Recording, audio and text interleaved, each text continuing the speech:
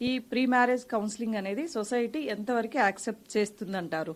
Pre marriage counselling అంటే ఏదో problem ఉన్న వాళ్ళే వెళ్ళాలి, సో అలాంటి వాళ్ళే వెళ్ళాలి అనుకుంటాము. సో ఇది ఇంకా చదువుకున్న యువతకి సరైన అవగాహన లేదు, అంటే సిటీస్ లో కూడా.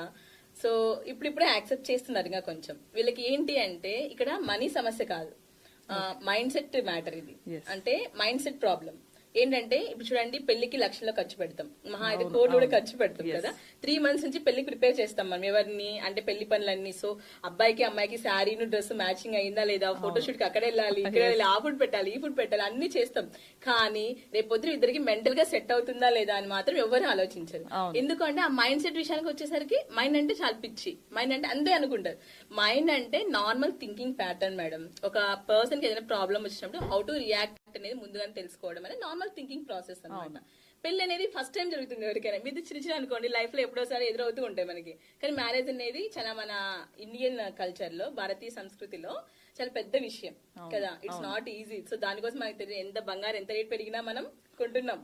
అసలు వెడ్డింగ్ షూట్స్ అని చెప్పేసి కోట్లు ఖర్చు పెడుతున్నాం. కానీ అన్ని 3-4 ముచ్చట్లే కదా. మహా అయితే ఒక 3 years ఉంటారు, లేదా తర్వాత అయితే కొంతమంది కలిసి ఉంటారు అలానే టాక్సిక్ రిలేషన్షిప్ లో, కొంతమంది వచ్చేస్తున్నారు. ఇక్కడ మెయిన్ సొసైటీకి యాక్సెప్టెన్స్ రావాలి మేడం. యాక్సెప్టెన్స్ రావాలి అంటే అవేర్నెస్ రావాలి. అవేర్నెస్ లో ఏంటి అంటే, కౌన్సిలింగ్ అనేది ప్రాబ్లం ఉన్న వాళ్ళు తీసుకునేది కాదు. సో నార్మల్ గా ఉన్న వాళ్ళు కూడా తీసుకోవాల్సిన ఒక ఏమంటారు, జస్ట్ హెల్పింగ్ మేడం. కౌన్సిలింగ్ అంటే helping, it's not a treatment.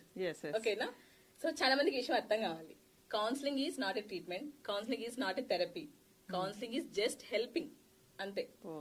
So help తీసుకోవడం తప్పు కాదు అన్న విషయం సొసైటీ యాక్సెప్ట్ చేసిన రోజు ఆటోమేటిక్ గా మనకి ఈ relationship issues, toxic behaviour problems with child, ఇవన్నీ కూడా తగ్గిపోతాయి మేడం.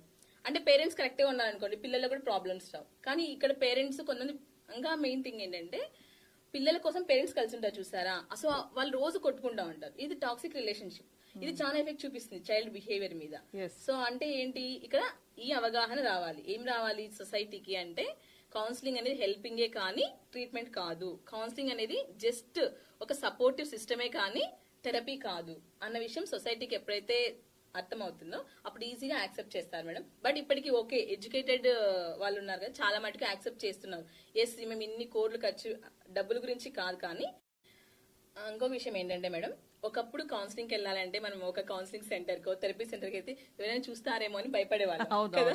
ఇప్పుడు చాలా ఈజీ మేడం. జూమ్ కాల్స్ లోను, ఫోన్ కాల్స్ లోనే ఆల్రెడీ మనకి సర్వీసెస్ అవైలబుల్ ఉన్నాయి. టెక్నాలజీ డెవలప్మెంట్ అయింది కాబట్టి ఇప్పుడు మాక్సిమం ప్రీ మ్యారేజ్ కౌన్సిలింగ్ ఇప్పించడానికి పేరెంట్స్ కూడా కొంతమంది ఇష్టపడుతున్నారు మేడం. కొంతమంది పిల్లలు చాలా తెలివైన వాళ్ళు, వాళ్ళ అమ్మ నాన్నకి చెప్తే సోషల్ స్టిగ్మా చూపిస్తారన్నట్టు ఏం చేస్తున్నారంటే, వాళ్ళకి తెలియకుండా వైఫ్ అంటే కాబోయే అమ్మాయిని లేదా అబ్బాయిని ఇద్దరిని ప్రీ మ్యారేజ్ కౌన్సిలింగ్ తీసుకుంటారు తెలివైన పిల్లలు, పేరెంట్స్ తెలియకోకుండా. కొంతమంది అవేర్నెస్ ఉన్న పేరెంట్స్ యాక్సెప్ట్ చేసి వాళ్ళే ఏమంటారు, ప్రోత్సహిస్తున్నారు పిల్లల్ని. ఎందుకైనా మంచిది, ఇన్ని కోట్లు ఖర్చు పెడుతున్నాం కదా, ఒక్కసారి ప్రీ మ్యారేజ్ కౌన్సిలింగ్ తీసుకోండి, మహా అయితే ఎంత ఖర్చు అవుతుంది, మనం ఒక ఫోటో షూట్ కి కనీసం ఒక 2-3 lakhs ఖర్చు పెడతాం. సో దీనికి ఎంత ఖర్చు అవుతుంది తీసుకొని కొంతమంది పేరెంట్స్ అలా చేస్తున్నారు. కొంతమంది పిల్లలు కూడా చాలా తెలివిగా ఉన్నారు.